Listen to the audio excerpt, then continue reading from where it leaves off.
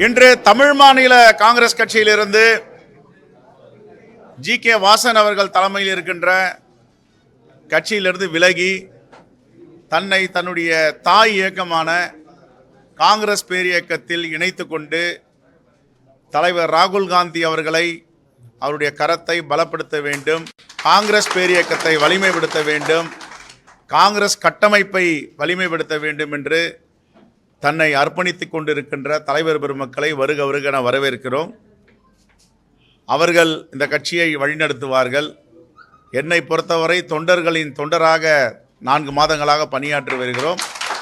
இன்னும் இருக்கின்ற காலங்களிலும் தொண்டர்களின் தொண்டராய் தொடர்ந்து பணியாற்றி காங்கிரஸ் பேரியக்கத்துடைய கட்டமைப்பை பலப்படுத்துவதற்கும் வலிமைப்படுத்துவதற்கான முன்னேற்பாடை எடுத்து செல்வோம். ஏறக்குறைய 90 விழுக்காடுக்கு மேல் எல்லா மாவட்டங்களிலும் நிர்வாகிகள் கூட்டத்தை நடத்தியிருக்கிறோம். இன்னும் நாளை தூத்துக்குடி, தென்காசி, அடுத்த வாரத்தில் தேனி மாவட்டம், விருதுநகர் மாவட்டம், காஞ்சிபுரம் மாவட்டம், கள்ளக்குறிச்சி, விழுப்புரம், சென்னை முடித்தால் 100 விழுக்காடு எல்லா மாவட்டங்களையும் முடித்து விடுவோம் என்ற நம்பிக்கை இருக்கிறது. அதற்கு பிறகு நிர்வாகிகளுடன் கலந்து ஆலோசனை செய்யப்படும், எப்படி கட்டமைப்பை வலிமைப்படுத்துவது, கட்சியை பலப்படுத்துவது என்று. நீட் தேர்வு முறைகேடு இன்று கூட உச்சநீதிமன்றத்தில் பரபரப்பாக சில பதிவுகளை வெளியிட்டிருக்கிறார்கள். பல இடங்களில் நீட் தேர்வுக்கான வினாத்தாள், கேள்வித்தாள் வெளியே வந்திருக்கிறது. தேர்வுக்கு முன்பாக ஆதாரபூர்வமாக அறிவிப்பு வந்திருக்கிறது. தர்மேந்திர பிரதான் அவர் இன்று காலையிலே பத்திரிகையாளர் சந்திக்கும் பொழுது சொல்லுகிறார், நீட்டில் காங்கிரஸ் செய்த குளறுபடிகளை நாங்கள் சரி செய்து வருகிறோம் என்று. அப்பட்டமான உண்மைக்கு புறம்பான செய்தி. நீட் என்பது காங்கிரஸ் பேரியக்கத்தின் காலத்தில் வரவில்லை. காங்கிரஸ் பேரியக்கம் 2014ஆம் ஆண்டு வெற்றி வாய்ப்பை இழந்தவுடன் ஆட்சி மாற்றம் ஏற்பட்டது. ஆட்சி மாற்றம் ஏற்பட்டவுடன் நரேந்திர மோடி பிரதமராக வந்தார். நரேந்திர மோடி பிரதமராக வந்தவுடன் RSS இயக்கத்தை சார்ந்த அவர்களுக்கு உறுதுணையாக இருக்கின்ற சங்கல்ப் என்ற ஒரு NGO நிறுவனம் உச்சநீதிமன்றத்தை நாடி ஏற்கனவே கிடப்பில் இருக்கின்ற ஸ்டே ஆர்டரில் இருக்கின்ற இந்த நீட் தேர்வை நடத்துவதற்கு அனுமதிக்க வேண்டும் என்று பல காரணங்களை சுட்டிக்காட்டி உச்சநீதிமன்றத்தில் வாதியாக தன்னை இணைத்து கொண்டது. பிரதிவாதியாக இருந்த ஒன்றிய அரசு, மோடியோடைய அரசு, நாங்கள் நீட்டை நடத்துகிறோம் என்று கொண்டு வந்தார்கள். இந்த வரலாறு தெரியாமல் தொடர்ந்து காங்கிரஸ் செய்தது என்று உண்மைக்கு புறம்பான குற்றச்சாட்டுகளை சில அரசியல் கட்சிகள், குறிப்பாக பாஜக தொடர்ந்து கோயபல்ஸ் வேலையை செய்து வருகிறது.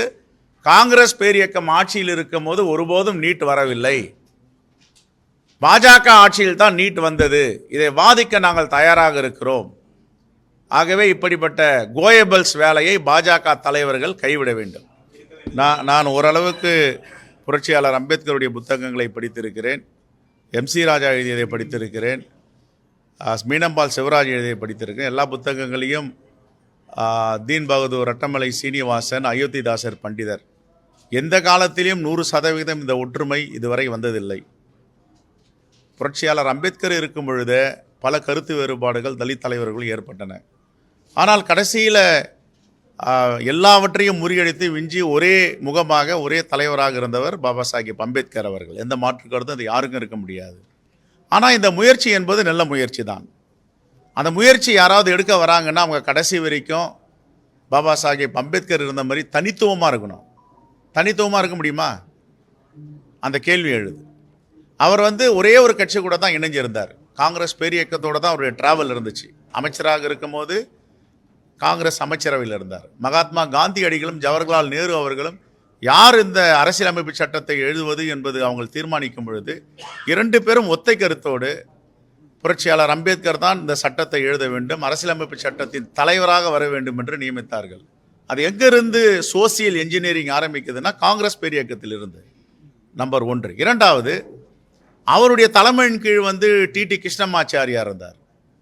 எல்லா பெரிய சமூகம் என்று சொல்லுவவர்களெல்லாம் அம்பேத்கருடைய தலைமையை ஏற்று அவர் கீழே பணியாற்றினார்கள். உறுப்பினராக இருந்தார், தலைவராக இருந்தார்.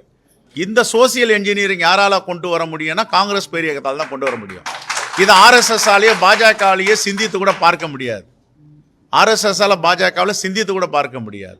அதே போன்று நீதி கட்சி ஆட்சியில் இருந்தது என்றால், நீதி கட்சி ஆட்சியில் எனக்கு தெரிஞ்சு நான் சொல்வது தவறாக இருந்தால் என்னை சரி செய்ய வேண்டும். நீதி கட்சியில் எந்த ஷெட்யூலின பிரதிநிதிக்கும் அமைச்சரவையில் இடமில்லை. ஆனால் காங்கிரஸ் ஆட்சிக்கு வந்த பிறகு ராஜகோபாலாச்சாரி தலைமையில் வி.எம். முனுசாமி அவர்களுக்கு அமைச்சரவையில் இடம் கொடுத்தார்கள். முதல் இந்திய வரலாற்றில், தமிழ்நாட்டு வரலாற்றில் காங்கிரஸ் பேரியக்கம் ஆட்சியில் இருக்கும் பொழுதுதான் தலித்துகளுக்கு அமைச்சரவையில் இடம் கொடுத்தார்கள். இதையும் நீலம் பண்பாட்டு மையம் எல்லாம் பேசணும். எல்லாரையும் பேசுகிற மாதிரி காங்கிரஸ் எல்லாரும் கூட இணைச்சு பேச முடியாது. காங்கிரஸுக்கு என்பது ஒரு தனித்தன்மை உண்டு, தனித்துவம் உண்டு. இந்த சோசியல் இன்ஜினியரிங்கில் கடந்த காலத்தில் சுதந்திரத்திற்கு முன்பும் சரி, சுதந்திரத்திற்கு பிறகும் சரி, எல்லாவற்றிலையும் ஒடுக்கப்பட்ட மக்களை, விளிம்பு நிலை மக்களை அரவணைத்து செல்வது காங்கிரஸ் பேரியக்கம் தான். பெருந்தலைவர் காமராஜருடைய ஆட்சியில் தான் அறநிலையத்துறை அமைச்சராக காங்கிரஸ் பேரியக்கத்தில் ஒரு தலித்தை கொண்டு வந்தாங்க, பரமேஸ்வரன்றவரை. உள்துறை அமைச்சராக கக்கனை கொண்டு வந்தாங்க, பொதுப்பணித்துறை அமைச்சராக கொண்டு வந்தாங்க. ஆனால் இன்னைக்கு இந்த பதவிகள் எல்லாம் தலித்துகளுக்கு கிடைக்குதா என்றதை நம்ம சுய பரிசோதனை செஞ்சு பார்க்கணும். இன்றைக்கும் கர்நாடகாவில் உள்துறை அமைச்சர் பரமேஸ்வர் இருக்காருன்னா அவர் காங்கிரஸை சார்ந்தவர், தலித். இன்றைக்கும் தெலுங்கானாவில் துணை முதலமைச்சர் இருக்காருன்னா விக்ரம் பட்டி, அவர் ஒரு தலித். இது காங்கிரஸ் பேரியக்கத்தில் மட்டும்தான் இந்த சோசியல் இன்ஜினியரிங், விளிம்பு நிலை மக்களை அரவணைப்பதை பார்க்க முடியும். இதையும் நீலம் பண்பாடு மையம் பேசணும். ஏன் இதை பேச மறுக்கிறாங்க? இதை பேசணும்ல, எல்லாத்தையும் பேசணும், இதையும் பேசணும். அதான் என்னுடைய வேண்டுகோள்.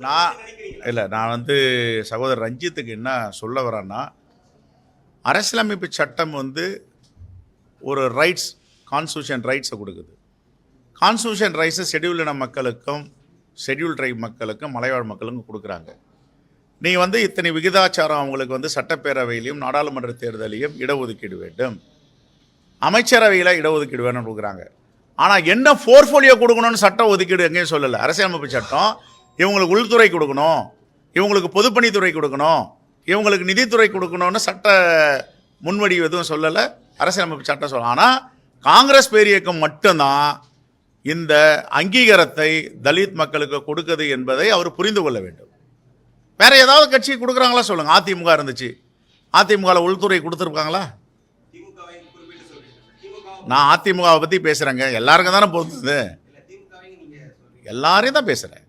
அப்போ காங்கிரஸ் பேரியக்கத்தை பற்றி ஏன் பேச மறுக்கிறார் ரஞ்சித்? பேசணும்ல. தலைவர் ராகுல் காந்தி சந்தித்தார், ஒரு புத்தக வெளியிடும் போது கூட அவர் அணிந்துரையெல்லாம் கொடுத்துருக்காரு, எழுதியிருக்காரு, சினிமா துறையில் என்னென்ன பிரச்சனை இருக்குன்ட்டு ஆங்கில புத்தகமாக வெளியே வந்திருக்கு. அப்போ காங்கிரஸை முன்னிறுத்தி ஏன் பேச மாட்டேன்றார் அவர்? பேசணும்ல, பொதுவாக பேசிட்டு போகக்கூடாது. காங்கிரஸ் பேரியக்கம் கடந்த காலங்களில் என்னென்ன செஞ்சுருக்கிறது தலித்துகளுக்கு, இப்போ என்னென்ன செஞ்சிட்டு இருக்கு? எங்களுக்கு இங்கே அதிகாரம் கிடையாது. அதிகாரம் உள்ள மாநிலங்களில் என்னென்ன துறை கொடுக்குறாங்க, எத்தனை அதிகாரிகளை முன்னெடுத்துறாங்க, இதையும் பேசணும். உதயநிதி ஸ்டாலின் அவர்கள் துணை முதலமைச்சராக வந்தால் காங்கிரஸ் பேரியக்கம் வரவேற்கிறது. அவர் சொல்கிறாருன்றதுக்காக அவர் வரக்கூடாதா? அவர் யார் தீர்மானிக்கிறதுக்கு? திராவிட முன்னேற்ற கழக சட்டமன்ற உறுப்பினர்கள் தீர்மானிக்கணும், ராஜா தீர்மானிக்கக்கூடாது. அப்போ அரசியலமைப்பு சட்டம் என்ன சொல்லுது? பெரும்பான்மையான சட்டமன்ற உறுப்பினர்கள் யாரை தேர்ந்தெடுக்கிறார்களோ, மாண்புமிகு முதலமைச்சர் யாரை நியமிக்கிறாரோ அவர்களுக்கு பதவி பிரமாணம் செய்வது ஆளுநருடைய வேலை. இது அந்த கட்சி, அந்த ஆட்சி சம்பந்தப்பட்டது. ராஜா யார் உள்ள போந்து இதெல்லாம் சொல்றதுக்கு? அவருக்கு என்ன அதிகாரம் இருக்கு? ஆகவே நாங்கள் இதை வரவேற்கிறோம். அவர் துணை முதலமைச்சரை கொடுக்க சொல்லுங்க. மத அரசியல் பண்ணாமல் அவங்களுக்கு வேற என்ன அஜெண்டா இருக்கு? இப்போ நாங்கள்லாம் மக்களை பற்றி பேசுகிறோம், பிரச்சனைகளை பற்றி பேசுகிறோம், வளர்ச்சியை பற்றி பேசுகிறோம். அவங்க வளர்ச்சியை பற்றி பேச மாட்டாங்க, மக்களை பற்றி பேச மாட்டாங்க, விளிம்பு நிலை மக்களை பற்றி பேச மாட்டாங்க, மலைவாழ் மக்களை பற்றி பேச மாட்டாங்க. அவங்க பேசுகிறதெல்லாம் மத அரசியல். மத அரசியல் நானே இந்து மதம் தானே. இப்போ உங்கள் முன்னாடி உட்காந்துருங்க, இவர் மேக்சிமம் 90% நீங்கள் இந்து மதம் தான். இவர் யார் எங்களை பற்றி பேசுகிறதுக்கு? எங்களுக்கு இந்து மதத்தை பற்றி பேச தெரியும். அவர் வேலை என்ன? தூண்டி விட்டுட்டு அரசியல் ஆதாயம் பார்க்கணும், எல்லாரையும் எப்படிலாம் கொச்சைப்படுத்தி பேசணுமோ பேசணும், வெறுப்பு அரசியல் பண்ணணும். ராஜா காத்தவர் எதுவும் தெரியாது.